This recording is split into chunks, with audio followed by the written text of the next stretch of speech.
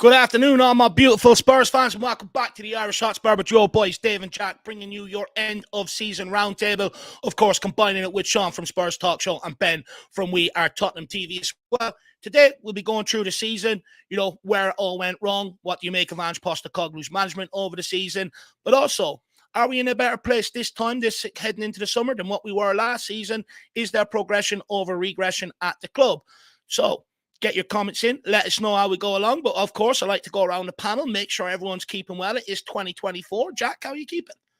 Doing okay, Dave. Ready to put the nail in the coffin of last season and go on into the next one of the summer business. Big transition time. Let's put the nail in the coffin. For sure. And Jack will be doing all the hosting duties because I can't string two words together and the questions get muddled up. Ben, how are you keeping, my man? All good, man. I thought I put last season behind me, but yeah, here you are dragging me all the way back in. But no, great to be here. Thanks for having me on, and it's been a while. No, I really appreciate you giving up your time. I know you're a very busy boy these days, so thank you very much for giving up your time this evening. And Shawnee, how are you keeping that? Yeah, great, Dave. Great. It's great to be back, mate. I feel like it's been a hot minute since we've been on this. I was saying I'm not sure I got a chance to say it to Jack backstage, but I feel like it's been ages, Jack, since I've seen you and Ben. So, yeah, brilliant to be back on. Shout out to the Flat Cap Army, although I'm not representing today, as people have asked. Bugsy, my life. I have two of the same hat, and because Bugsy stole one for a month prior, and I ended up finding it at the back of the garden in a mud pit, cleaned it up, and then I bought a second one to cover up, and now both of them have gone missing. So I've ordered a third, and it's in the post. So I'm not part of the Flat Cap Army today, but I'm still representing in spirit. So next to a missing cat poster, there's going to be a missing flat cat poster right above it, and call Sean's number. Have you seen this cap? He's gone for the Don Paratici haircut today, which I absolutely love. Don Fabio. Brilliant. But look, guys, we are going to hand over to Jack. We're going to make best use of the boys' time today. Get your questions in as we go along, things that you want to see answered. Feel free to make super chats, smash the like button, all that good stuff, if you deem it worthy. Jack, over to you, my man. Yeah, everybody, thanks for joining us this evening, but we're going to get straight into it. And like I said, try to round off the season in the best manner that we can. We got off to a great start to the season under Ange, going 10 games unbeaten, Benji, but where did it all go wrong? I know you've been asked this question probably before, and we did hit a very rocky patch right after that 10 games. So what led to that rocky period after what was such a brilliant first 10 games?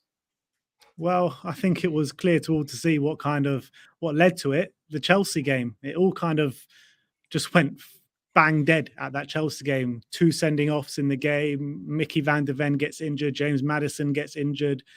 And we could never really recover or get back to the style of play or the intense way of playing and convincing way of playing that we had in those first 10 games of the season. And I felt like it all kind of spiraled from that point. I'm still undecided whether that first 10 games was just a new manager bounce. Everything was fresh and new. And that's why it was so good. Or, we just couldn't get back to that kind of heights that we set in those first 10 games. Because I think we did see signs maybe in the last 2 games, but it was kind of a little too late by then.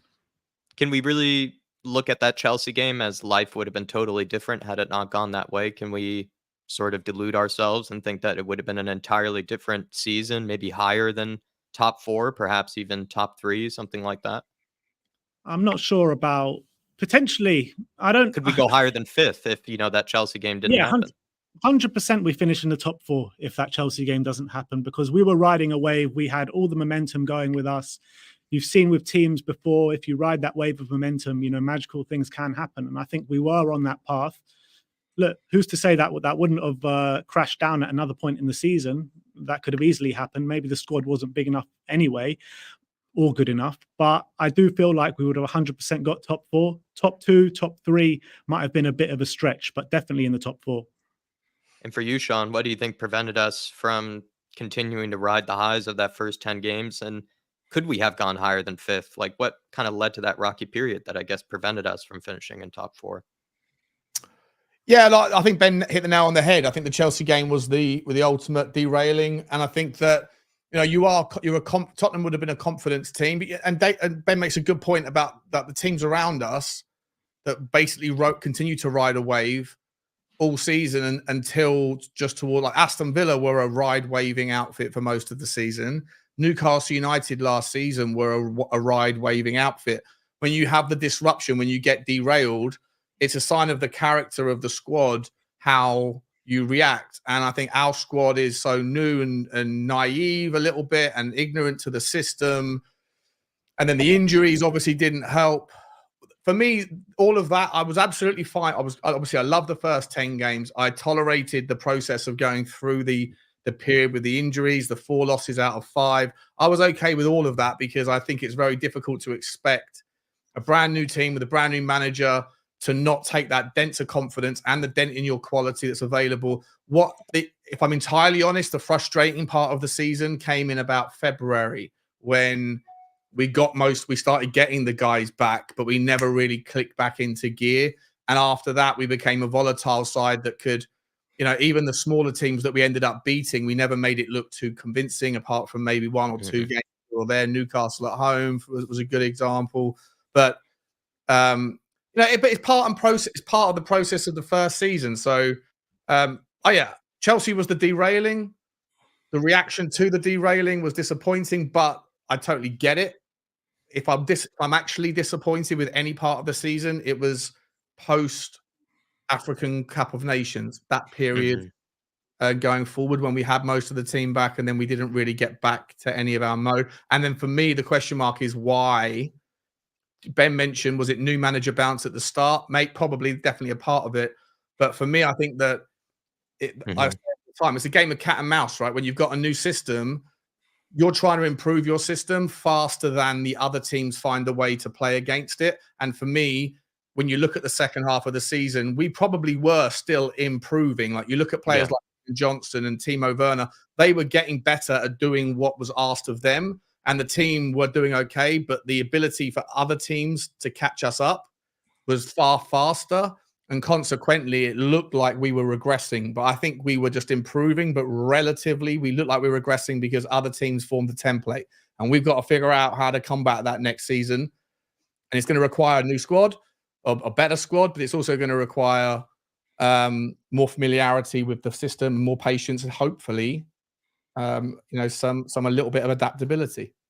What do you think then, just to ask both of you quickly, what was more detrimental then, that Chelsea game or that post AFCON kind of injury, recovery period where we just didn't end up, recovering that form when we all expected the team to recover the form? Was that probably more detrimental to the season then, kind of instead of the Chelsea game? Like, let's say we let the Chelsea game happen, but then, the detrimental period towards the end there, wasn't that probably what cost us more? For me, I feel it was the Chelsea game that was more detrimental. The period where you're talking about after the AFCON was very disappointing in terms of the way that we were playing, but we were still picking up points at that point. We were picking up points, not really convincingly. But after that Chelsea game, I think we lost 4 games in a row. All you needed was 1 win out of those 4, and we would have got top 4 this season. So I think that was the key detrimental area of the season, where if that Chelsea game doesn't happen, we're still on that upward trajectory. We're riding that wave, like I mentioned before. And who knows what could have happened. I don't think we go on a title race or anything like that, or I did at the time, and I did maybe halfway through the season. But I do think we would have converted back to the mean or what kind of where the level of the squad is at some point. But I do think we would have been clear in 4th come the end of the season. Yeah, I slightly disagree, if I'm honest. I feel like it depends on what the measurement is here. It depends on like how we feel now, looking back on the season. What was the bit that's the most, frustrating, or the bit that kind of stands out in my mind as the disappointment part? The thing I'm going to remember is really how we finished the season rather than how we started it. And that's not just because of recency bias. It's just because of when we got all the team back. They were like I said a minute ago, I understand the process of losing the 4 in 5 because of the playing players out of position.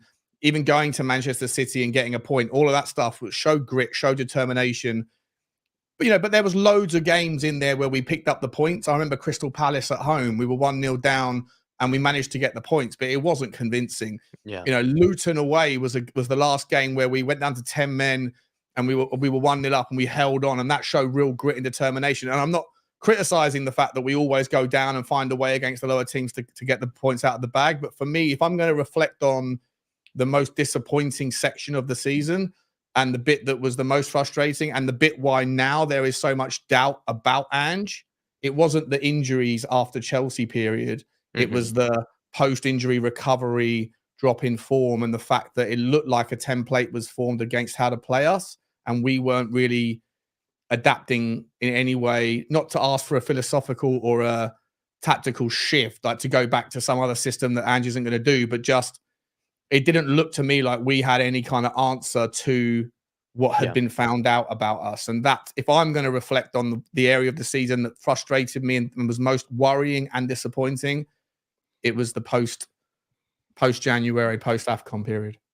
Yeah. Sean, I agree with that. I agree that that period was probably the most disappointing in terms of our style of play being found out, teams, focusing on a way of how to play us and really getting that blueprint of how to play us. But what I'm saying is that Chelsea game, if that Chelsea game doesn't happen, I do feel like we do easily get that top four because those four games, I agree. 4 and 5 games, I felt that was the moment in the season. That was the period in the season that kind of just completely derailed us. And that's why I think like it's the period of the season where I wouldn't say it let us down because we were still playing well at times, right? Apart from the Wolves game, the but Villa we expected game, to drop points after that. That was the exactly point. After the Chelsea point, we knew we were going to start dropping points. Yeah. Exactly, we knew it. But we were still playing well, right? But it's just that because of the situation, we just dropped points because of what happened in that Chelsea game, and that just completely derailed us. Yeah. But do you know what? I'd argue I think it was always going to happen at some point. Look, Postecoglou had a lot of changes coming into this season. Goalkeeper, first change in a decade, new backline, stuff like that, post Harry Kane era as well. He had a lot of challenges to sort of, and hurdles to get over. And I think he initially done that. But one thing I argued over the course of the summer transfer window, although I thought we had a decent window, I was worried that maybe some of the players we didn't get out and replaced would come back to haunt us. And that's exactly what happened, after that Chelsea game. This is where I slightly disagree with Sean, is I get what you're saying about when we were getting players back, we never properly recovered and we never maybe hit that spell of form that we were expecting to hit when we got back. But in football, momentum is a big thing. That momentum was killed when a lot of them injuries and suspensions were happening in around that period, and we had to rely on squad players. And when our players came back, they had very little left to play for. Champions League was the sort of thing waved in front of them. But, although it should be a big enough carrot and they all want to be playing in the Champions League, but it's a complete different sort of drop-off from where you left the team in the first place. And it's hard to maybe, especially if you're a real winner, it's real hard to sort of, motivate yourself just for another top 4 finish. How many of them have we had that Tottenham's in years gone by? For me, I think the biggest disappointing period is the squad players not coming in and doing what they're supposed to do.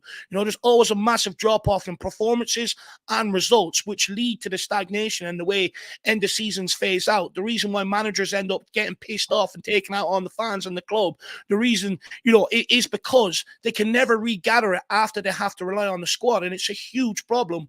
If anyone's watched the recent 99 documentary put out on Netflix, the senior players in and around there, people like Roy Keane, Gary Neville, people like that, they speak about the importance of the squad players coming in and doing a job for them and getting them over the hurdle and keeping that momentum going. That's the level we need to get at. And for me, that's where the biggest problem is our squad. And I think that's what's unraveled this season, along with many other seasons in seasons gone by. That's where I'm at with it. For me, I think the biggest disappointment is when we had to rely on players that people constantly tell me are good squad players, but yet when it comes to the time for them to be that guy, they're never that guy. And that's where it completely unraveled. Like who? It changes the course and the momentum of the season. It changes, what you can get out of the season as well. Like who are you talking about? When you talk about the squad players, Emerson Royale, that sort of level. Look, Emerson Royale to a degree, Ben Davies, Gill, Ollie Skip, people like that. There's a few of them, and that's why we need to have a big concerted effort this summer to really get rid of them and really change the squad so that we can change our own destiny. At that particular point, though, there's no point in playing comparables to like teams like Newcastle, Brighton, the teams, Liverpool at times that have had monster injuries as well. Forget about all that stuff because, they're going through their own journey. But within Tottenham, losing Van der Ven and Romero at the same time, having sold Sanchez but not bringing in Dragusin. The second that you lose the second you get Dragusin, you don't need him. But before then, having him was having that then was a massive mistake on Levy's part. Like people always say, I never criticize Levy. I think selling Sanchez without bringing in a replacement was a massive L on his part.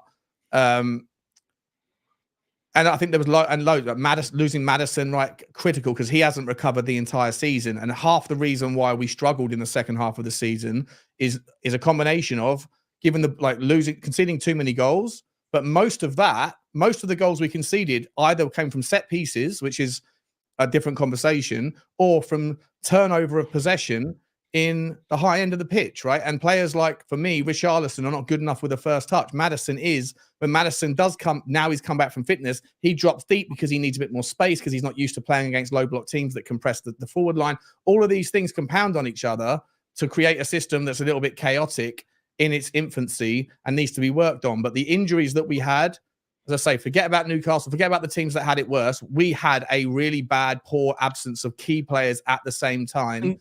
And I would argue that any squad, unless you're Manchester City, like if Arsenal lost, they were lucky this year. They didn't lose Saliba. They didn't lose Gabriel. If Arsenal had to go for a month with I don't know, Tomiyasu playing at centre-back or Kiwior playing there rather than Gabriel and Saliba, they wouldn't have been in a title race. Right. If Manchester City are the only team that have got two top-class, world-class / players in every position.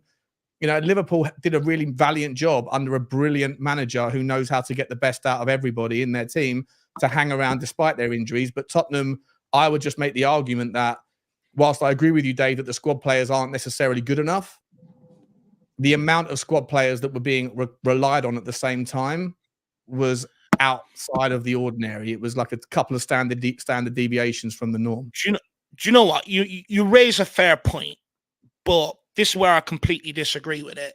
Is for me, you know, love that. We, every season it feels like we come out at the end of the season and we pinpoint injuries, a lot of injuries at one time. But we had this underneath Antonio Conte last season. There was a period where he had a lot of players out injured as well and had to rely on squad players. My point is, this is going to happen every single season. And in modern day football, where professionals are asked to play more games, more international games, etc., the workload is absolutely immense. You're going to carry a lot of injuries going into every single season right now. Like, we're not the only team that carried injuries across the board. And going into next season with double the amount of games, we're going to carry even more injuries. And we have to put ourselves into a position where we have to maybe forecast that that's going to happen and have the right answers for it when it does happen. And where we continually fail is we don't. We just give clubmen contracts because they don't complain out, you know, and stuff like that. But we don't actually reward them for what they do on the pitch, because if we judge them for what they do on the pitch, half of them would have been in and out a long time ago. And for me, but injuries and suspensions happen in modern day football. You have to take that into account in your summer transfer window. That's going to happen, and make sure you have the right pieces of the puzzle to fit when it does. But Dave, I get that. But when you're changing manager every year and starting a new project every year, this is always going to happen because, you know, they're going to need time to figure out which players they want. A few players come in, but the core of the team always stick together. So if you've got this core of the team always sticking together and manager never seeing out their project, you're always going to have a similar, you know, amount of players and the similar players to pick from. So this is a culmination of starting a new project every single year. This is the first year we've ended the season with the start of the season with the manager, with Ange Postecoglou. And, you know, even Man City, right, that you talk about Man City, the only team that can survive this kind of thing. I mean, Rodri, when he was out at the beginning of the season, they were losing every game. So not even Man City can get away with this kind of thing now. So when you have these kind of players out and you're reverting to the players that have let down more or less every manager in the past 5 years, this is always going to happen. 100%. And that's why it's so important. Sorry, Dave, just for 10 seconds. That's why it's so important to me that just on this particular one, who knows whether Ange is going to be the guy. He himself has admitted, right, that he doesn't know. Maybe the Premier League is a step too far for his model. We'll see. But for the time being, if this is the final philosophical pivot away from jumping from pillar to post, from progressive to attacking to defensive to, you know, rebuild projects and here now, win now, this nonsense, and that's Daniel Levy's fault. Completely agree. We're going through it, trying to appease fans, all that stuff. But if we finally made the decision to pivot back towards a Tottenham ethos, which was good, attractive front foot football, then even if Ange isn't the actual guy, and I don't believe he will, I think he's going to be the foundation, the the cornerstone of what is hopefully going to be a 20-year, a generational pivot and a continuation of a model. And so you hope that if you back him, then you're not going to have to rebuild the squad every 10 months with a new manager in their vision. You give him what he wants. And if you know that the next managerial cab off the rank isn't the same as Ange, but at least has the same intentions around footballing theory, if it might be a little bit more balanced, a little bit more pragmatic, a little bit more defensive minded, or a little bit more focused on the exploits of the other team, whatever. But if you buy players for his system, and then when he finally goes in 2 years, 3 years, 4 years, the next guy off the rank can inherit most of that and go, these are good for me too. Then you finally get to a point where all Tottenham fans want. Everyone wants to see us buy £100 million player. You can't buy £100 million Declan Rice if you still have 7 other players that you need to buy under the rules of FFP. The only way you get there is if you go through the brutal, hard realities of the rebuild into a new pivot. And that's why it's so important that Ange is given enough time, even if it's a failure. But you allow him 2 years, 2.5 years to get what he wants, to see how it works out. And then hopefully the next guy can inherit and run from a rolling start, not, a stop-start thing that we've done for the last 5 years. Do you know what? And this is where I can actually say, just quickly, this is where I can actually say I can agree with you two guys, because this is a point that I've been making for quite some time.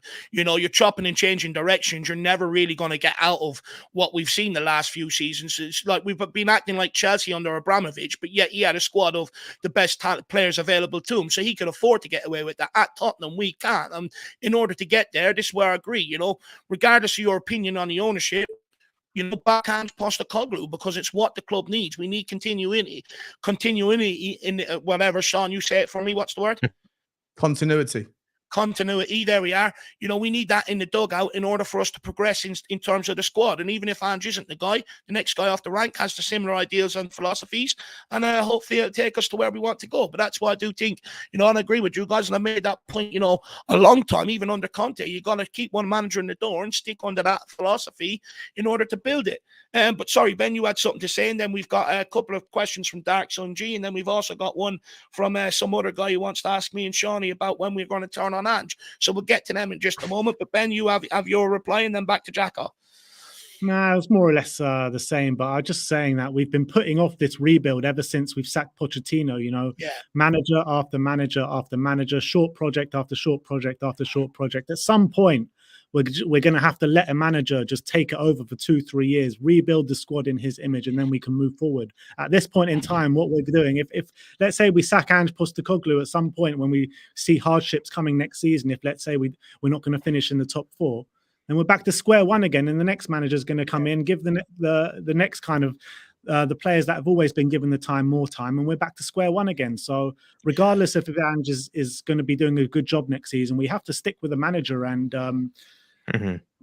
refresh the squad, essentially. I think Levy would do great in New York, because I think there's some tax write-off for just keeping the scaffolding in front of a building for as long as possible, and I think you just keep the tax write-off for like years and years and years until you eventually complete like the rebuilds. Maybe that's what he's just sort of doing with the Spurs squad, taking advantage of it. Dark Sun G says, without Ange, no top 5, and we still would have had Dyer and Sanchez.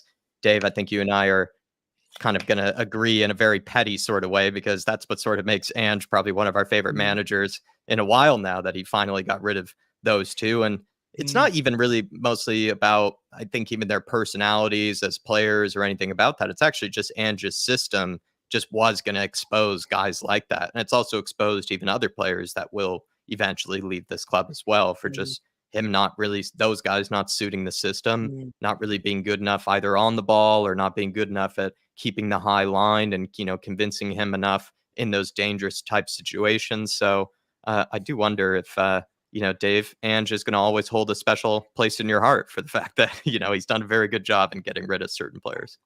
Him and also Paratici, a lot of the shit that I've, been ridiculed for calling out and stuff like that. A lot of them are going, and it feels like, especially on the football pitch, we're going in the right direction. Just quickly on what Dark Song G this said there, I agree with him. Getting rid of Dyer and Sanchez wasn't the problem. This is where I disagree with Sean. Even replacing Sanchez wasn't the problem. We had Ashley Phillips and Alfie Dorrington. We just didn't want to give either of them a go, when the opportunity's there. And I think that's where I maybe was let down a little bit by Ange. I think where maybe he created that problem a little bit himself, because he didn't want to give one of them youngsters maybe an opportunity where it was maybe the opportunity to do so. Now, I know some people would say, could it come back to haunt him and stuff like that, but you just really don't know until you give them that opportunity. And other managers in the Premier League has turned to the academy at times, in need of help. We haven't yet again. Do you know what though, Dave? On that, I don't know if this is a thing or not, but I wouldn't be surprised if it was in some places. I'd be very surprised if it is at Tottenham, but I think it should be. I think that there should be an incentive for managers who are here now, and whether they're here on 2-year deals like Conte, or 4-year deals like Ange, or 5-year deals like Pochettino, where you bake into their incentive programs. If you get us top 4, you get £1 million bonus. If you get us top 4 and during that season, you have given a combined aggregated 2,000 minutes of first team football to the under 21s, the people that are coming through, then you'll get an extra 500 grand. Because right now you have what's good for the goose is not good for the gander. Why is Ange Postecoglou, and certainly Conte on a 2-year deal, why does he give a hoot? Why does he care at all about trying to improve players that might not be ready, and you risk them in the team and they screw up and cost you 3 points because they make a mistake, they're nervous, and you get sacked as a consequence of underperformance? But you did that in no small part because, that happened because you risked, you risk players that aren't ready in the hope that it's going to benefit the next manager or the manager after him who inherits that. When in reality, it's human nature to hope that when you get sacked or when you leave the football club, it's human nature to want the next guy to fail big so that it makes your efforts look better. There's no chance that Conte wants Ange Postecoglou to succeed. He wants him to fail because it will make his performance look better. So if there's a way that you could create contractual incentives to say, Ange, I'll give you this. If you qualify top 4, you'll get this much money, or win the FA Cup, you'll get this much. But if you do it whilst also playing the youth, then you'll get more money on top of that. Because otherwise, there's always that contrast, There's always that contrast of what's in Ange's best interest. Is it playing Emerson Royale and Ben Davies at centre back, or is it risking it on an 18-year-old that we don't know how he can handle the likes of Erling Haaland? I hear what you're saying. However, I worry that we always go to the extreme negative, that they're going to come in and they're going to cost you and stuff like that. I can point to many examples where they've come in and helped teams. Kobe Mainly won Man United the FA Cup, for instance. Lewis Miley came in, helped the Newcastle midfield. The emergence of Saka at Arsenal has helped drive them towards title challenges and stuff like that. One thing I will say is it was in the remit that Daniel Levy said when he gave Ange Postecoglou the job. He said one of the reasons was Ange Postecoglou understands the importance of the link between the academy and the first team and creating a pathway. So it was in one of the remits of what he was given the job. So Simon Davies came out today, or Dan Kilpatrick released a comment. Forget what Simon Davies and Dan Kilpatrick has to say. This was Daniel Levy when he hired Ange Postecoglou. So no, I hear that, but what I'm saying, I hear what you're saying. But Simon Davies said that Ange Postecoglou does really want to promote 3 or 4. He knows that everyone at Tottenham would love to see 3 or 4 of their own coming through the first team. The problem is they're not ready. And that's the argument for Timo. That's the argument for Timo Werner. It strengthens the argument for Timo Werner. People say that having Timo Werner is a pathway blocker. I think it's a detour around here whilst the pathway is being built. If these guys aren't ready, if Mikey Moore isn't ready, if Jamie Donnelly's not ready yet, and Ange Postecoglou has to make that decision, and he will know more than me, you, or anyone else, right? Whether or not he thinks he can handle it. And for what it's worth, every time I've seen Jamie Donnelly on the first team pitch, with all due respect, haven't seen him do anything apart from take out a player and get a yellow card. So as he should. He's had 3 minutes. To be fair, Sean, to be fair, He's on kitchen sink time. 5 minutes there. It's a bit harsh. I know. I'm not saying I'm not right. Hang on. I'm not writing. I'm not criticizing. I'm not criticizing Jamie Donnelly. I'm not criticizing them. I'm just saying with Dane Scarlett. I'm just saying, has anybody seen anything in the 10 minutes they've had here or there from anyone that's come through the kids recently? And I'm saying, in my opinion, no. But it's over to Ange to make that decision, and he knows these things better than us, right? And for me, I'm just saying, if what Simon Davies, who's connected to the club and the 21s, is saying is true, that Ange is very much looking forward to using these kids when they're ready, but they're not ready yet, then to me, it's another justification to not signing Timo Werner on a permanent, not going out and buying a different option than Timo Werner on a 5-year deal that will be considered deadwood in 18 months' time. And that you go, you know what, Timo is the detour for a year. And in a year's time, Mikey Moore, Donnelly, Santiago, whoever is going to be ready. I'm saying that it's all good wanting them to be ready, but if Ange thinks they're not ready, then they're not ready. And that's a reasonable take on Ange's part. Well, I don't think it's that Ange doesn't think they're ready, because Ange said himself he'd rather have a stable environment and then give them their opportunity to, give them the best opportunity to thrive.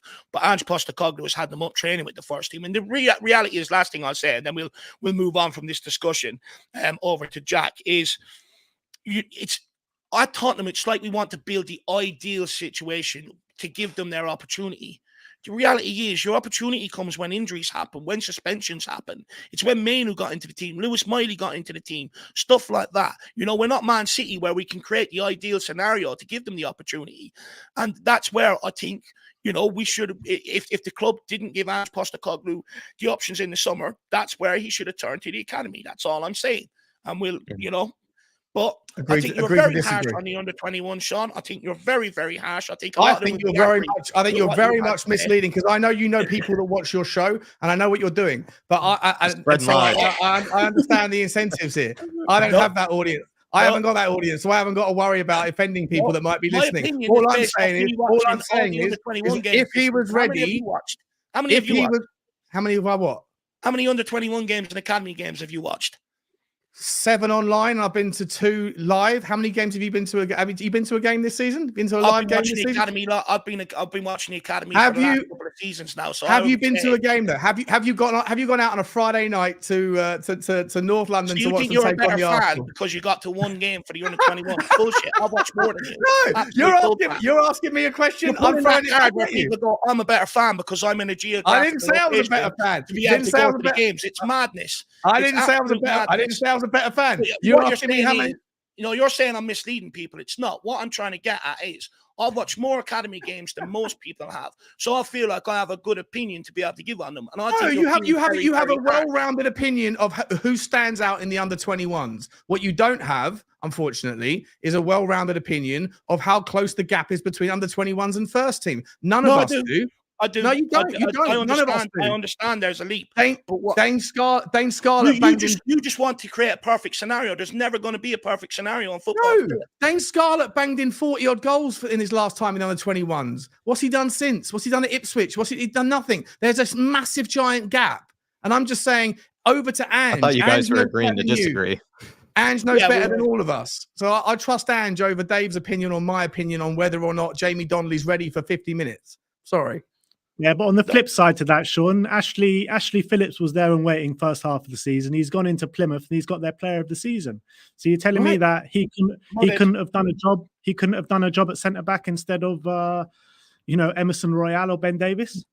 I don't know. I don't know the answer, because that's a totally different reality. What I will say is, I don't think Emerson Royale or Ben Davis did a bad job. Dark Sun G. How about you and I take this Emerson next Royale couple was here, Benji? terrible. Emerson Royale was terrible at centre back. Is that what you're saying? Yeah, I'm at left back. No, disagree. What do you How mean? about you and I take these next couple here, Benji? You look at that Man City game. You look at that Man City game, Sean, where everyone praises Spurs for coming out with a draw, and fair enough. We could have been 5 or 6 goals down in that first half, all because of Emerson Royale. People talk about Emerson Royale's performance against Liverpool and say he got absolutely smashed by Mohamed Salah for 2 goals. And you're right, he did. But he also saved us from going 3, 4, and 5-0 down by some wonderful back post defending. No one talks about that. Emerson Royale, playing out of position, did a very good job, in my opinion. I think that anyone that says otherwise, listen, you might be right about what. Is that Barry? You might be right about whether or not Dorrington could have done better, but we'll never know, because the scenario never panned out. So now we're playing hypotheticals. Sorry, Jack. We'll agree to disagree. Let's move on, shall we? You sure? Dark Sun G says Blues game was one factor. The last was Udoji's injury. I think Udoji's injury played a massive part. I think Ben as well as Dave seem to agree more about the Blues game kind of playing a huge kind of roadblock and a huge stumbling block in the season. I actually sadly have to break up a bit of the flat cap marriage that Dave and I have on that one. I was a little bit more, maybe you guys were answering two different things, because I was kind of on Sean's boat where I was more disappointed with how we played towards after AFCON with some of the returns of the injuries. That's where I was more frustrated, because I was kind of, my expectations basically had risen, and I don't think they really had met them. Whereas during the period where, yes, I knew the squad was already weak and was already kind of fragile, really, my expectations were quite lowered. And I actually think they, at times, kind of rose above them, really, to be honest. And that's kind of credit to Ange Postecoglou, if you ask me, Dark Sun G, not even really as much to the squad players, really more Ange just getting a good tune out of them. Then he also says, Dark Sun G, with good signings in the summer, we will go places. We definitely have some questions left over for the summer signings. Don't you worry, Dark Sun G. And he says, thank God Ange is still here now. We can know who to buy. Well, plenty of people would disagree with that, Dave, because some people think that he has, these hard-ons for Gallagher. Brendan Johnson has been a controversial one that's been labeled his, one of Ange's signing. Timo Weenie is another one that's been labeled as one of Ange's signings. I mean, I don't know. Like, I agree with Dark Sun G. I actually like that Ange knows who he wants and knows who he wants to get in, and he has these phone calls with them. I wonder what those phone calls are like. And, he has a different approach to maybe some of the previous managers had. So I actually appreciate how he goes about it. But some people might disagree with Dark Sun G here. Look, I think we know what sort of profile of players we need and what positions we definitely need to be able to take this to the next level. In terms of Ange, look, what I will say is there'd be like a couple of targets given for each position, that Tottenham can afford. It may not be the actual player that Ange wants as top of his list, but there'll be a few players that, is put forward to Ange that Tottenham can afford. Now, that's a different discussion, how much we can afford at each position. That's a different discussion for a different day. But, what I will say is it hasn't got off to it didn't end well with Brendan Johnson last summer, and it hasn't got off to a great start with Timo Werner this summer. But we still got plenty of time, so let's wait and see what happens. Okay. And maybe then now's the time to kind of move into some of the parts and where maybe summer signings could be talked about. Going forward has not really been, very fluid, I think, for the vast majority of this season. What areas do you think we need to sign in this summer? Start with you, maybe. Sean, we'll start with you, then we'll go to Benji. Sean, I mean, I'm going to kind of narrow it down. Striker or winger? Let's make it spicy here. What's more important? What's better for the forward line? Because I think that's where Dave and I felt like was really lacking the most kind of this season. You might disagree with that, but the forward line for us. One or the other. It has to be one. Maybe just to make life difficult. Of course, I think we do need both. I think we would all agree with that. So just to make your life difficult, what's more important, do you think? It has to be one. What's more important, if I were to say? What's more important to the forward line? Striker. Yeah. Ben, would you agree with that? No, I wouldn't. I think winger, to be honest. I think the majority of our wingers are not fit for purpose in an Ange Postecoglou system. Brennan Johnson, I think, has the right profile, but he's not there just yet. Kulusevski, I don't think, is a winger in an Ange system. Timo Werner, probably a right profile, but not good enough, in my opinion. And Manuel Solomon, I don't know. We only played 5 games, so I think the jury's definitely out with him, and we're looking to get rid of him anyway. I don't know what the plan is with Heung-min Son, if it's to be a left winger or to be a number 9. But I just feel like the wingers that we have in the system are just not fit for purpose. We need one-on-one demons. We need guys that can get to the byline and put good crosses in the box. And when presented the chances, they can finish their chances. And I don't think we have good enough wingers at this club. And I think when you're comparing the quality of wingers to the quality of striker, you can put Richarlison, 11 goals this season, who I think has done a good job when coming in. Yes, he has flaws to his game, 100%. And Heung-min Son, who I think for the most part, when he has been in that number 9 role, has done a really good job. Yeah, he's had a drop-off since the Asia Cup. But I think the quality of striker at this club is better than the quality of winger. I mean, Sean, that means Ben's putting a lot of trust in Richie then. He would be a big Richie lover if he's going to be going for a winger instead. True. What do you think, Sean? Look, I don't hate Ben's argument, or do I disagree with him in terms of like how important a winger is. I like, you asked me one or the other. I just want to see a 25 goal a season striker come in that can finish his dinner. I don't think Richie is that guy. I don't think Sonny is that guy in this system. I think that both Richie and Sonny can do a job on the left wing for me better than they can in the 9. I think that Kulusevski is on his day. He offers something different. I know he's predictable, but I like him. I think Brennan Johnson is getting better and better. This is the point I was making earlier about the second half of the season. People think we regressed as a club. I don't think we did. I think actually we became better at playing our system. I just think that other teams became better at playing against it. So it looks like we're regressed, but I think we're still moving forward. It's like driving down a motorway at 50 miles an hour and someone else is going at 70. Are you moving backwards? Not really. You're still moving forwards, but someone's moving forwards faster than you are. And I think that's how I see it, right? So I think Brennan Johnson was getting good. I actually thought that Timo Werner, before his injury towards the end, I've got massive problems with his inability to look up and pick a pass. I think he just hammers it as hard as he can across the face of the goal and sees what happens. And obviously his confidence isn't there with a clever finish.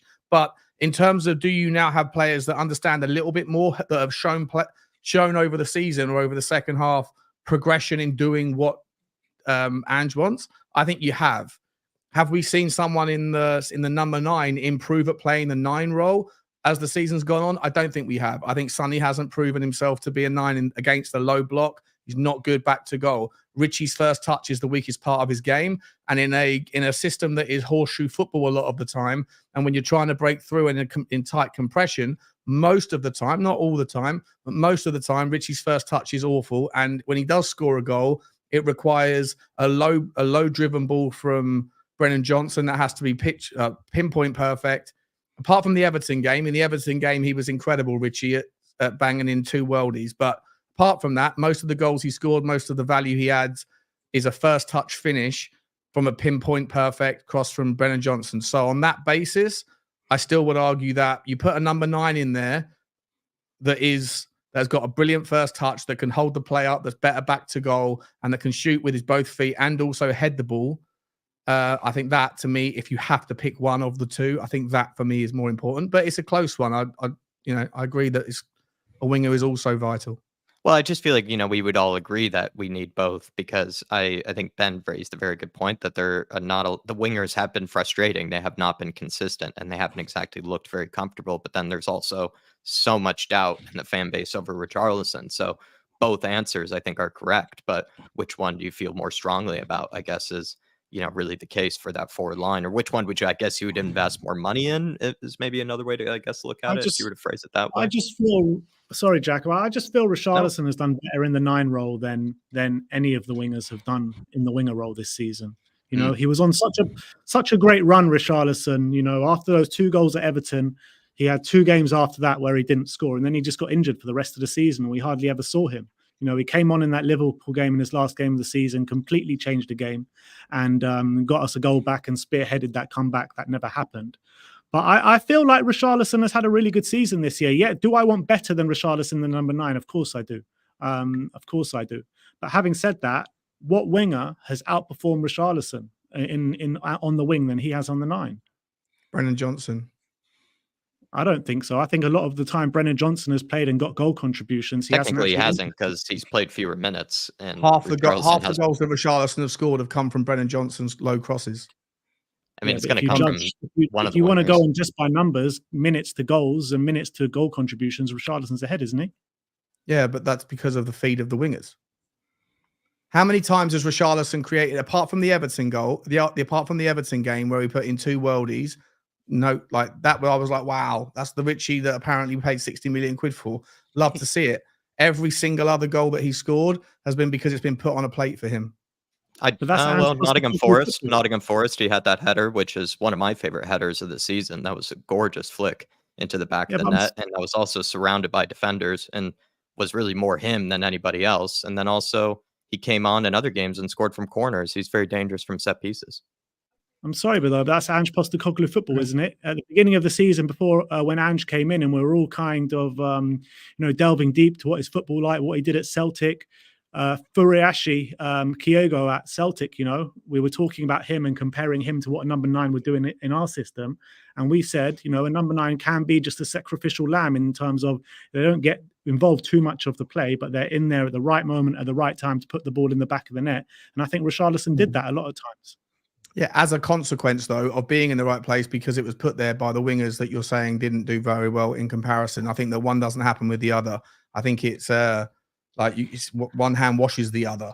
You can't have Richarlison's goals without the wingers. So listen, I think I don't know why this doesn't need to be a debate / argument about it, because I think that we both agree that we need improvements in both areas. And to me, like arguing who had a better season, Johnson or Richarlison, is like arguing who pulled the better bird. I pulled a 4 out of 10. You pulled a 4.5 out of 10 on a night out. Like, okay, we both didn't have I'll agree with you, Sean. I'll agree with you. We both went home with people we probably going to regret in the morning. Let's try and get a 9 out of 10. Let's try and pull a smoke show, shall we, this summer? 100%. And Dark Sun G is also, or Dave, did you want to quickly? Oh, I guess Dark Sun G is saying first backup. That's his priority. Is a backup left back. Second would be a striker. Third would be a winger. Fourth would be a creative midfielder. I think. Do you agree with Dark Sun G's list there? I've been raving about a backup left back, but I'm not sure if that's number one exactly on my priority list. It is more the forward line for me. Yeah, look, for me, I think the forward line is the biggest overhaul we need to have. I think we realised that, not ordinary Joe Soaps. They're not good enough. Your average run-of-the-mill players are not good enough to take us to where we really want to go to as a fan base. We need quality up in that area. So for me, I think, a forward and a winger should be 2 priorities this summer. I don't think it should be either or. We need both if we really want to transform this forward line, which will help out the midfield. It'll take a lot more pressure off them, and also the back line. It'll help us stop conceding some of the goals because we're a lot more potent going forward and a lot more devastated in possession. So for me, the forward line is the first priority. I get why Dark Sun G wants a backup left back. When Edoji's been injured a couple of times this season, it's been a real issue for us. However, with Dragusin now, you can move Van de Ven out to left back. We've seen that he can play there. So for me, although I still want a backup left back, it's nowhere near first on my list. The forward line with the right quality is where we really need to attack this summer. I'd still be very disappointed, though, Dark Sun G, if we did not bring in a backup left back. I'd actually still put that up there very high up my priorities, actually, even after adding a striker and a winger. I'd probably put backup left back as maybe my third, personally. And then he's gone. With the backup left back, I think what I'd like to see happen is for a left-sided centre-back to come in that can cover both roles, that can play left-back and left-sided centre-back. So like a Calafiori, like a Murillo, who I think can do that role really well. So I think one of those two, I think, would be absolutely perfect for us, because not only can they cover both roles, but Mickey Van de Ven can cover both roles as well. So I think we'll be really nicely covered over those 2 positions with three different players.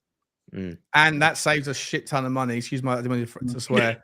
But that allows you, if you buy, rather than buying 2, like people that are saying, we should go and get an Archie Gray and a Doherty. Listen, big fan of both players, right? I think Doherty's a brilliant player. Not sure he suits our system as a left back because there's no evidence to know whether he can play the inverted sort of triple pivot 6 thing when they come inside.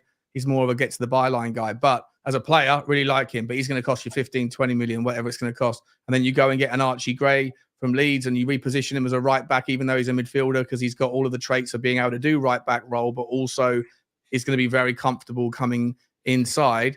Both of those are going to cost you combined 60 million quid. Whereas you go and get a Calafiori who can kill 2 birds. And I'm sorry, to finish the point, you'd also need a third centre back who can play a left side centre back. A lot of money spent where you go and kill 2 birds with 1 stone with the Calafiori. Unfortunately, I think he's going to Bologna, going to Juve. Guys, someone's at my door. I'll be back in 1 second. Sorry. No worries. And I guess if Spurs are to be rumored to be only bringing in these 4 to 5, I think is what it was, right? 4 to 5. You might have to think about it that sort of way, Dark Sun G, of like more of a hybrid of can he kind of do both? Me personally, I really would be looking more towards like a true left back personally. That might be something I have to reconcile with. He also says 5th would be then a CDM. 6th would be a center back. We need competition for Richie, in my opinion. Absolutely agree with that. But the fact that 5th is for CDM, I'm sorry, Dark Sun G, that I keep using your points that I actually agree with as like maybe opportunities for people to disagree.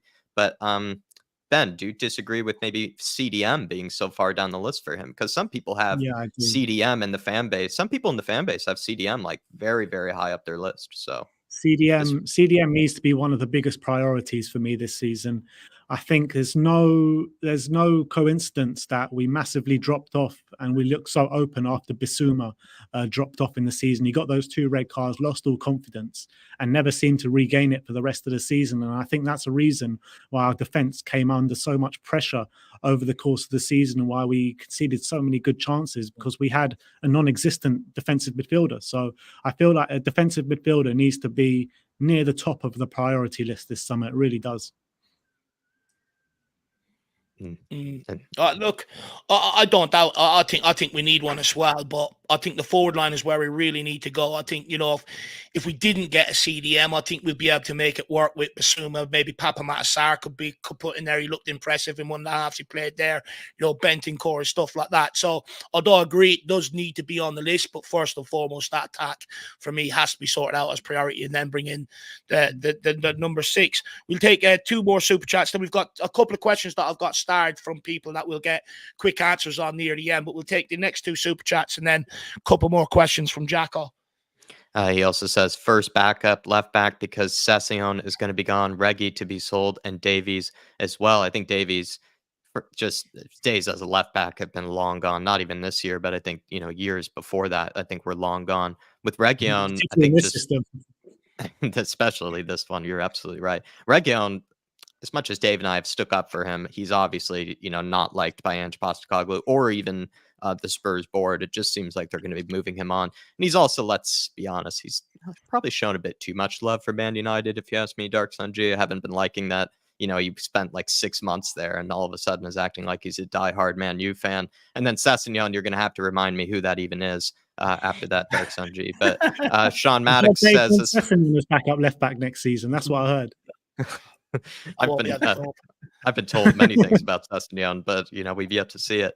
I'm with him though. The fact that the left back really needs to be high up there, because with Udogie, he had a brilliant season, but there were some red cards, injuries here and there. Like, he doesn't seem like a guy that is going to be playing week in, week out. We'll probably have a period where we will miss him for a while. And wouldn't you want someone that isn't, like a Van de Ven, maybe that's more of the center back mold? Maybe you would want someone that's just as creative, just as agile, knows how to carry the team forward. I did say for, I think, the last year or so, Dark Sun G, that I'm not sure if we could get this done this summer, but I do really like Ait Nouri, just because he's a guy that does like 1,000 pirouettes, like as a left back in midfield. He seems very, very comfortable operating kind of as a central type player, and then is, more as a trade as a left back. At least that's how he was brought up, if I remember, kind of in that Wolves team, and he would make a lot of sense.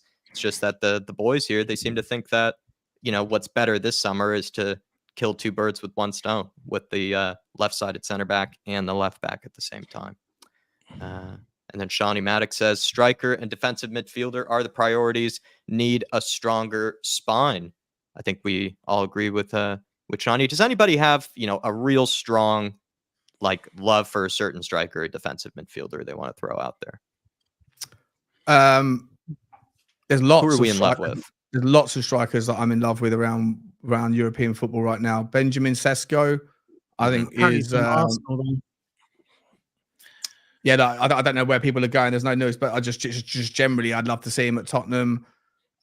Big fan of the other fella at Leipzig. A little bit small, a little bit short, not too. Who? Sorry, Openda. Yeah, Lois Openda. For some reason, the Gyökeres one. I know everyone wants to see us get Gyökeres. For some reason, something about that one doesn't sit right with me.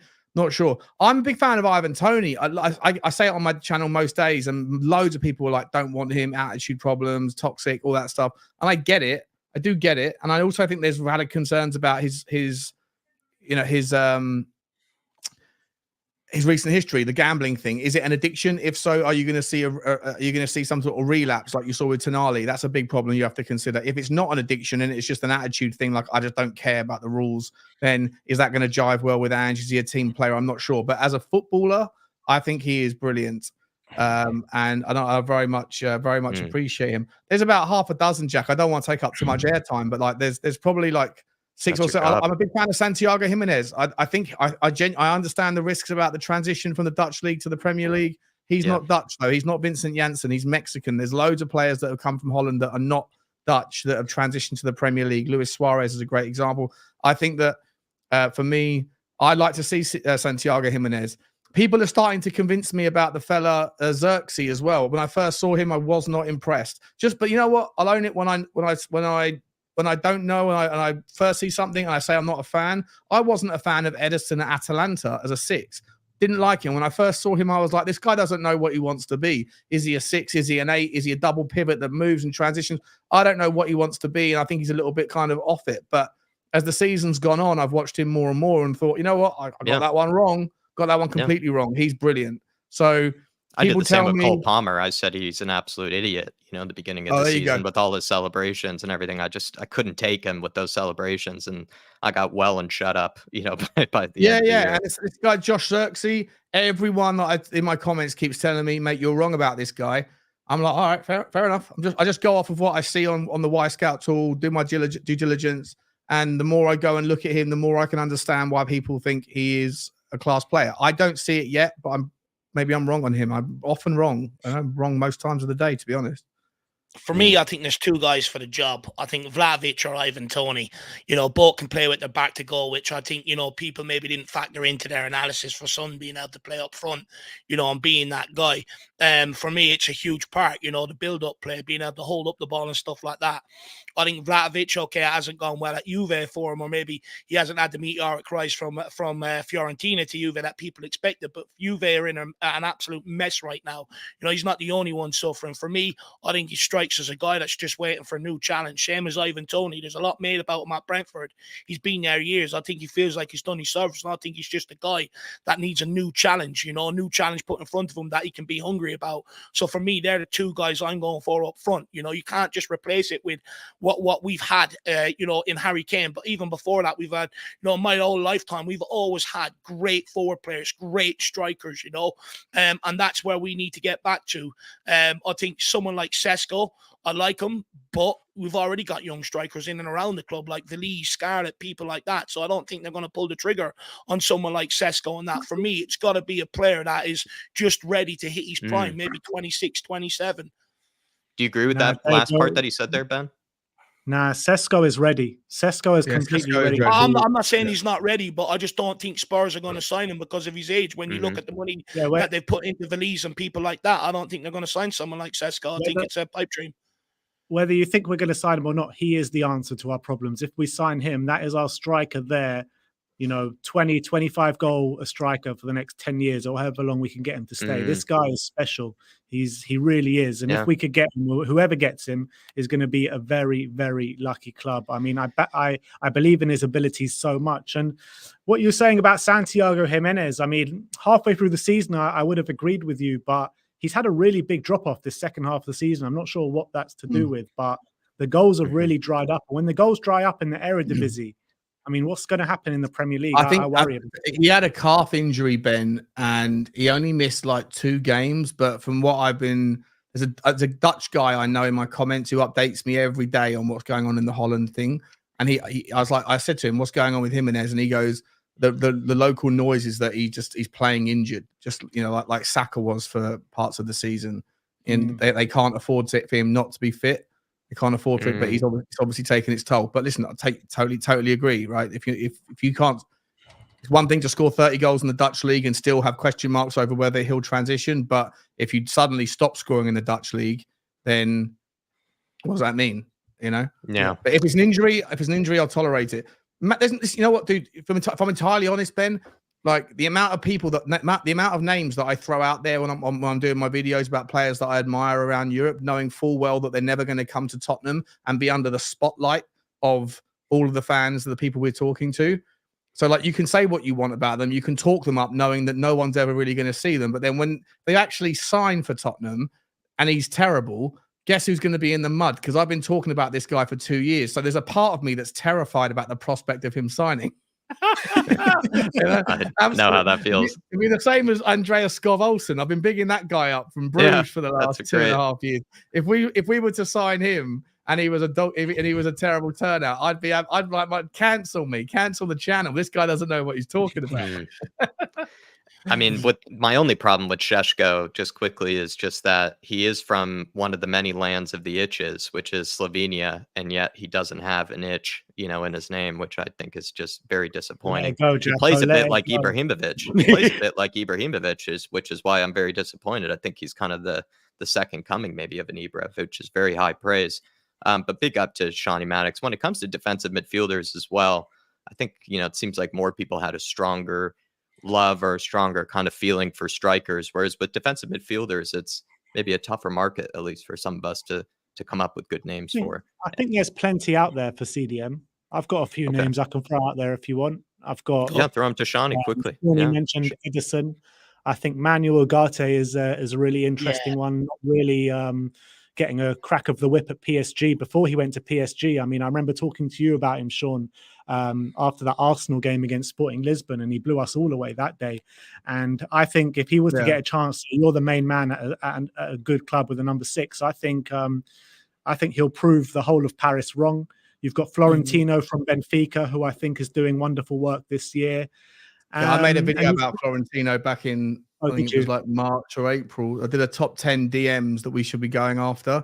Ugarte was number 1. Florentino was on that list. The fella Palacios from Leverkusen. Yeah. I don't think we'll get those guys. Florentino, for what it's worth, is touted as being the replacement for Aston Villa.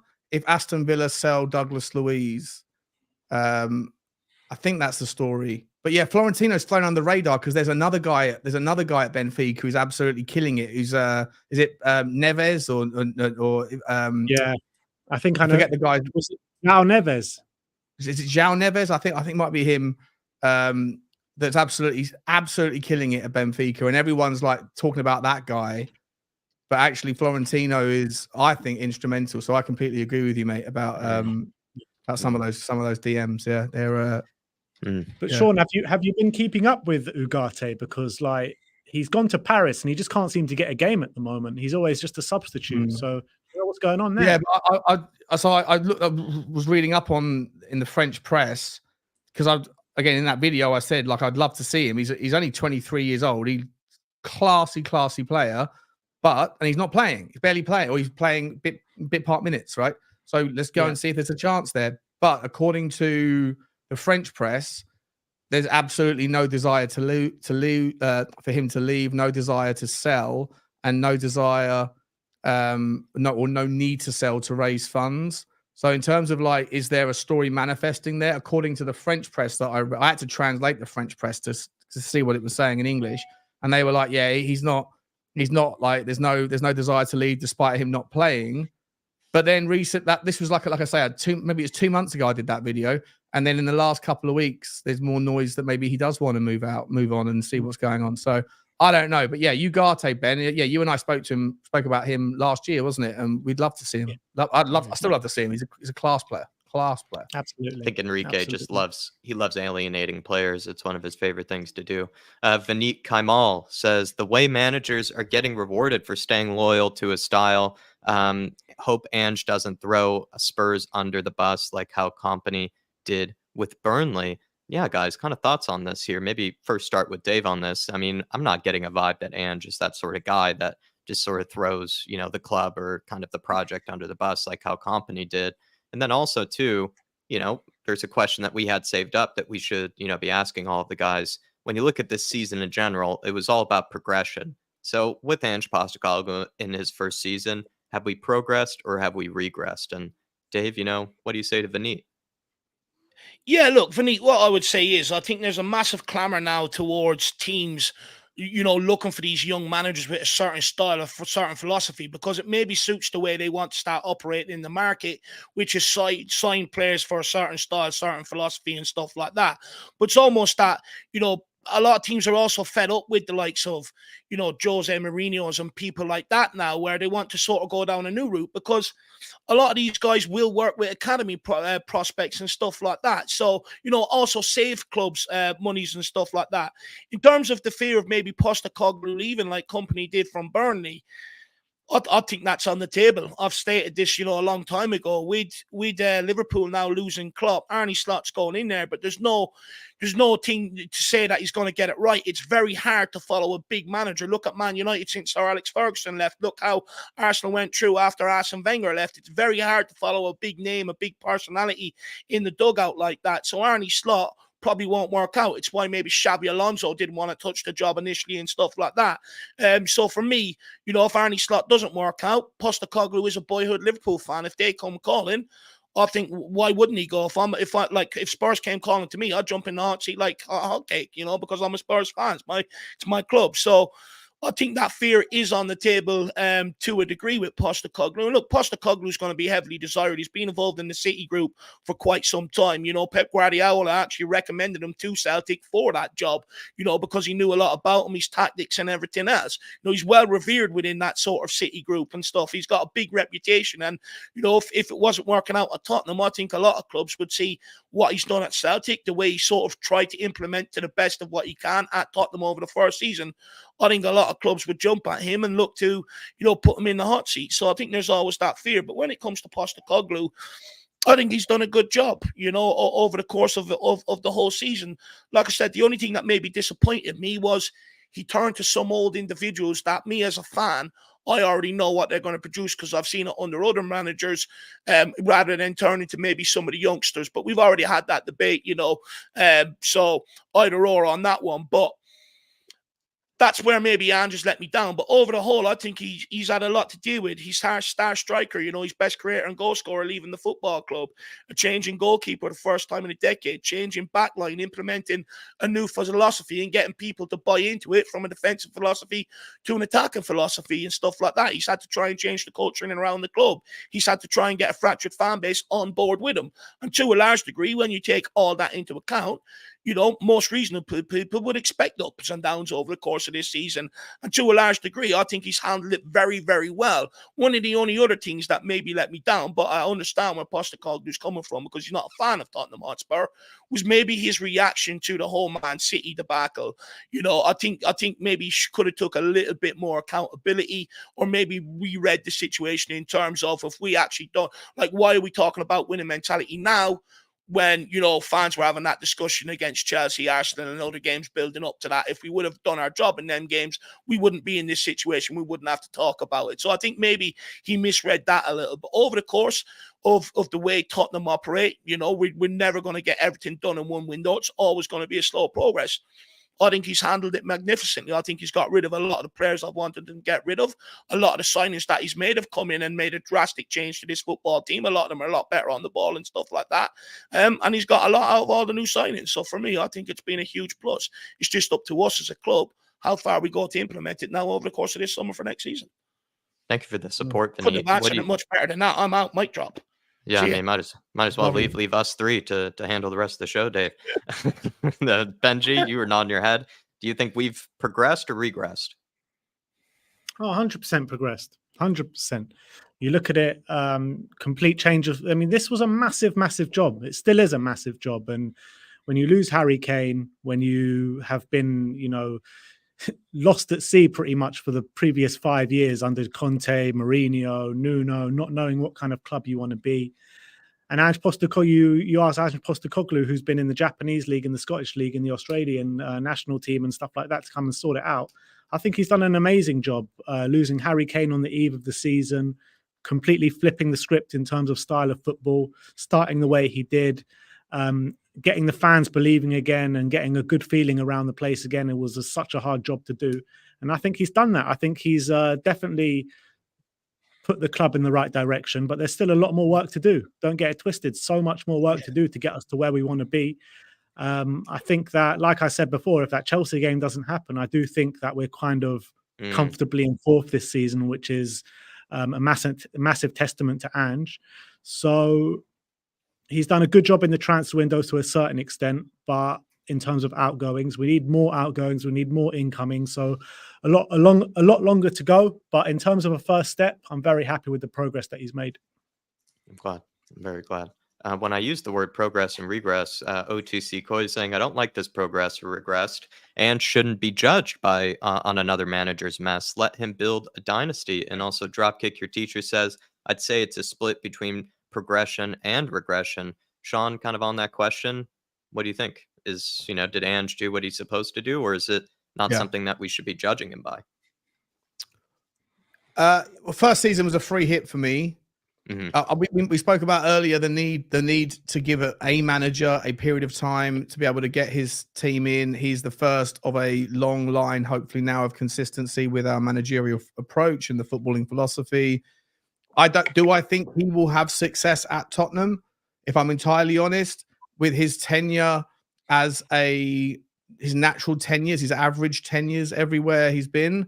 He's got this season and next season to find a success. And I don't think that I genuinely, if I'm entirely honest, I don't care if he gets everything he needs this window. I still believe that the gap is too big to close on Manchester City next season, maybe in the season after. In terms of cups, look, you just don't know what happens with cups, right? The variance with a CE, not a TS, the variance is so much more amplified by who you get drawn against, where you play them, the injuries at the time of the games, and all that stuff that kind of irons itself out over the course of the season. So with cup competitions, I'd love to see us do better, love to see us get something, but the reality is that the variables that will influence the likelihood of a cup competition are so much more, that are outside of your control, are so much more influential than they are over the course of a league campaign. So does he have success? So I know that wasn't the question, but I'm getting there. Will he find success during his tenure? I'm not sure. I really hope he does, and I'd love it if he does and he can stay and become a legend at the club. But more importantly, I think that he is the first cog, the cornerstone of a process and a pivot now to something where we will eventually get success in the next 5 years. I 100% believe that in some form, fashion or another. This season, was it progress or regression? 100% it was progress. 100%. To finish fifth when you've got all of the other things that are going on, the madness of what was going on 14 months ago in April, 14 months ago, I was that pissed off. Me, Sean Butler, was that pissed off that I went onto this guy's channel one day after a few too many ciders, and I said, I'm Levy out. Don't blame me out. Right? I retracted it. I cut about six minutes afterwards on my own channel, not because I love Daniel Levy, but because I don't particularly want to be associated with the movement that is Levy out, because I've got a problem with it. But the actual, that's how frustrated I was at the time. And so for the turnaround from that moment. Yeah, I'm Levy not in, whatever. Yeah, exactly. Levy pivot, Levy change, Levy adapt, Levy do whatever, Levy get an investor that's also not going to take us backwards, all those things. But from there to where we are now, have we progressed? 1,000,000%. And how much of that is down to Ange? 90% of it. 90% of it is down to Ange. Daniel Levy hasn't materially changed, I don't think. I think he has recognized the error of his ways to a degree. I think he's hired a lot more people that are a lot more that will each have their own takes, but there are a lot more football people. And so hopefully between the 4 or 5 different stakeholders at that level, you're going to have better outcomes in decision-making around what the right path to go is. And I think that our transfer market business has proven that it's a good step in the right direction. The football, maybe it's a little bit too violently the way that we wanted it. Maybe it's a little bit too gung-ho, but like anything in life, the pendulum always swings a little bit too far before it comes back a little bit. And I think that, generally speaking, have we regressed? 1,000,000% we have. And how much of that is down to Ange Postecoglou? Most of it. And so I am 100% behind this guy. Give him what he wants. And even if it doesn't work out, we'll still be better off in 24 months' time for his time at this football club. Because things are headed in the right direction. Exactly right. And so even if it were to derail with Ange, it still was a foundation, is being built in the right way. I agree. Mr. Box Office TV, my guilty pleasure, says, well, for the community meeting, get Sean to debate me or Dan David. It's time. Saying Emerson is a good player. Yeah, you messed up with that one, Sean. Apparently, he's never gone after me for saying that 1,000 times, but the Who's one Dan? time that you say it, I'm not sure. Hotspur Hood. Hotspur Hood. Oh, yeah, that Danny. Get Harry, Winks, Sanchez, and after what back he then. said- So after what by he said saying about you me on like Tuesday Emerson, night. Sean, by saying you like Emerson, that means that you have to take Davinson Sanchez and Harry Winks back. By the way, he is not a bad player. He might just not be a good fit for this system. But you know what? He'll go to Milan or he'll go to a different league where the pace is slightly different, and he will surprise everybody to the upside. Just like Eric Dyer went to Bayern Munich and absolutely smashed it out of the park, and good luck to him. All the hate that was coming for Eric Dyer, he wasn't a good fit for Tottenham. He made a lot of mistakes. He was part of an ongoing legacy issue at Tottenham, and it was right for him to leave.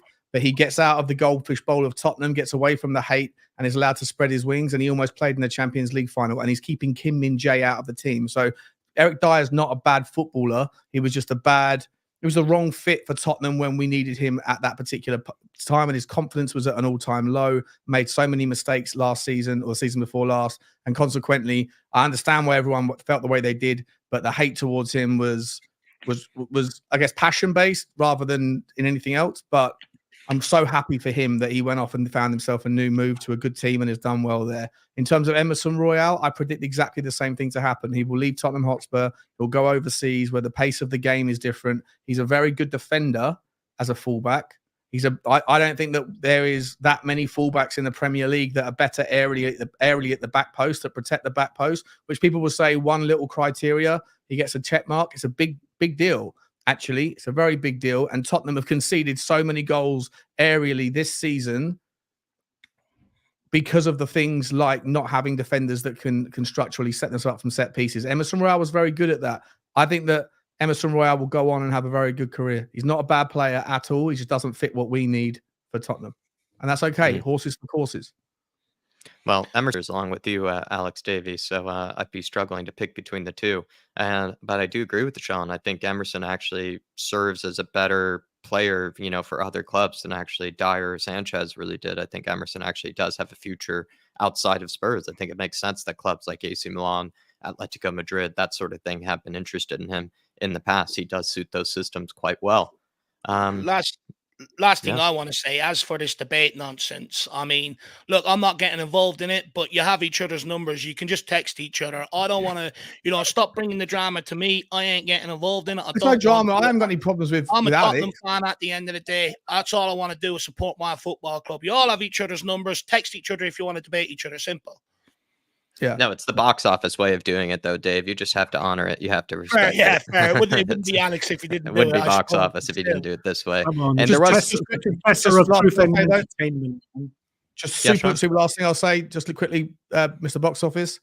No disrespect, but any debate with you or the other fella or 99% of people, it'll be more one-sided than most of Tottenham Hotspur's first half performances in the last 6 months. It's not even a competition. If you want to debate, you're more than welcome. Just give me a call. They are. They are. Big up, Alex. Absolute class, man, though. Very, very good man in person as well. But also there's a question from the Greek saying, what possible outcomes next season will make you doubt Ange at Dave and Sean? Sorry, Ben, we've been left out of this question. We've been excluded.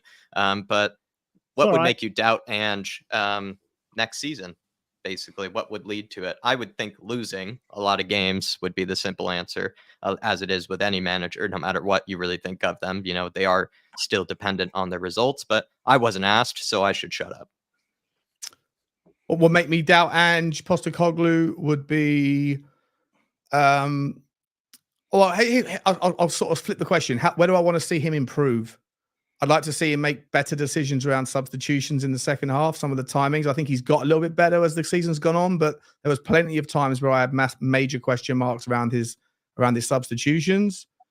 I think that if we have to shake hands with the reality of it's who we are, mate, and we're going to continue with the process, then in the face of a start to the season, if he gets what he wants, if he's happy with Conor Gallagher, for example, if he gets the striker he needs, the winger he needs, the 6 he needs, the 8 he needs, the fullback. If he gets to a system where he starts the season by saying, I'm really happy with our transfer window, I'm now starting to get the squad together that can do what I want. If that happens, and then the first 10, 12 games, that template that emerged at the end of the season continues, and we still end up on the receiving end of significant defeats against teams we should be more competitive with, then that will demonstrate to me a sign of a stubborn manager that isn't ready to adapt, and that will be a problem. That's where I'll start to doubt. But for right now, it's so much more important for me to see continuity at the football club and give this guy what he needs and let it play out, and we'll see what happens. That's where I'll doubt him. If he continues to if he makes bad decisions around subs,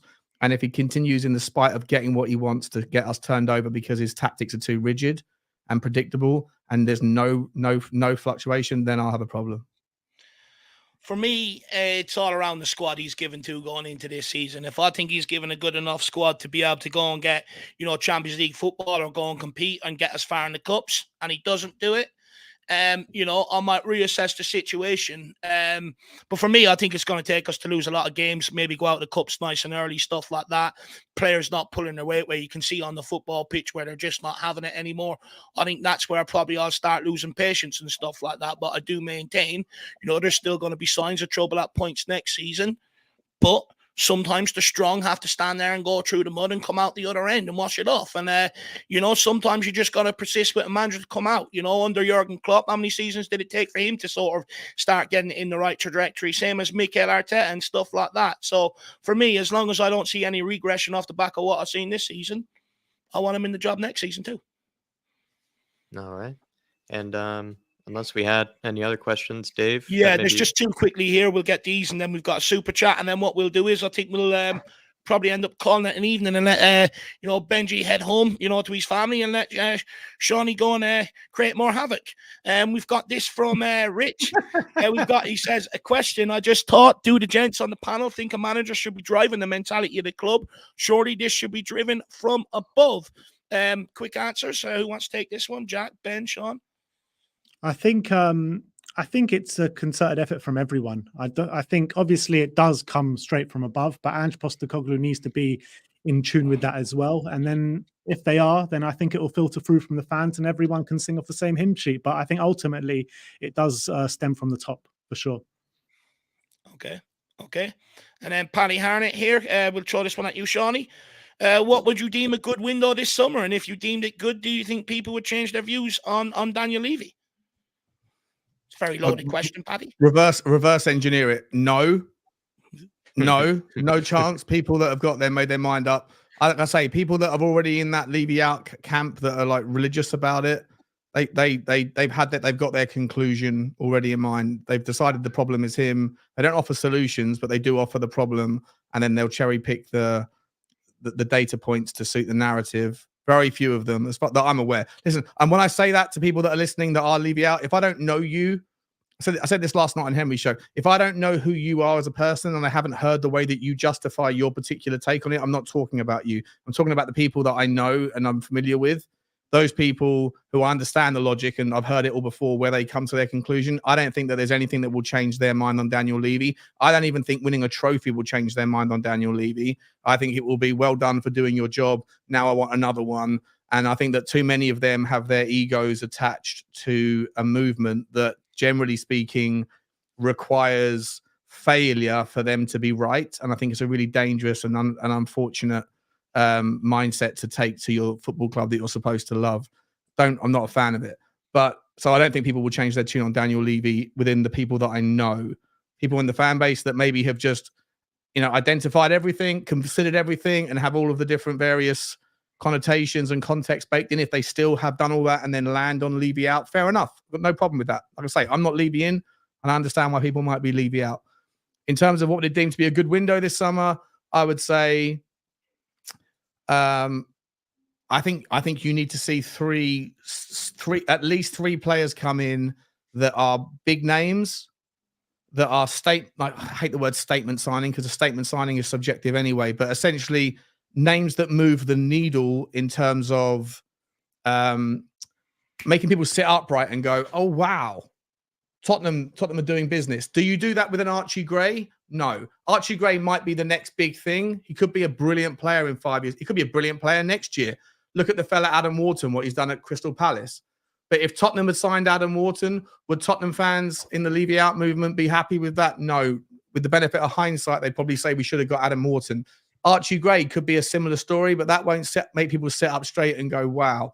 You go and sign a Rafinha, you go and sign a Benjamin Sesko, an Ivan Toney, you go and sign a Dusan Vlahovic, you go and get a Ederson or a someone like that, couple of those types of players come in, that will be what will move the needle in terms of be deemed a good window. For me, what I want is whatever Ange wants at the moment, to a degree. If Ange thinks that Conor Gallagher is the guy, if Ange believes he is the guy that is a perfect fit for his system, even though I have got massive reservations about the player, if that's who Ange wants and that's who Levy and et al. Go and get, then I'm cool. As long as I hear at the end of the window that Ange Postecoglou goes, yeah, I'm delighted with the window, I've got everything I need, then that to me will be a good window. Because I don't fully understand Ange's system like he does. None of us do. So he knows the mentality. He knows that stuff, the intangibles. He knows that more than we do. And if Conor Gallagher's the guy, if Edison's the guy, if Tony isn't the guy, whatever, over to Ange, I'll deem it a good window. Sorry, it's a long-winded answer. No, good answer. Good answer. Well, there you are, Paddy. Let us know whether you agree or disagree with that one. But guys, you put down 2 chats that we'll sort of end off before we get out of here and let you guys go and enjoy your evening. So the first one up on screen here is We Are Tottenham TV. Ben, what's coming up? What's coming up? A great in-depth analysis of the academy and which players that we think are going to progress over the next year. We brought in the biggest academy expert we could find. So go check it out. It's going to be live on the channel a bit later tonight. I'll let you guess who the academy expert is, but he is on this panel. So yeah, go and check that out. Going to be out later, I think around 7:30, 8 o'clock. So yeah, content every day. We Are Tottenham TV. So thanks for having me on, Dave. I've really enjoyed this one. No, thank you very much. I've really enjoyed it, and thank you for your time. I know you're a very busy man, so thank you very much for fitting us in. But guys, first of all, no expert. Just watched a lot of games and give my opinion. But there's over 500 people watching, so make sure you check that out later on. I know Sean is going to be the #1 viewer on that show. He's going to absolutely love it. But Sean, what's coming up on the channel, my man, on Spurs Talk Show? I was on there during the week. Devil's Advocate's a great show, but what else coming up? Yeah, well, that's the weekly one. Apparently, I've just texted Dan and said, Alex box office and said, you and Dan want to debate? Let's do it as soon as possible. Get your shit together. Organize a day. That's going to come up.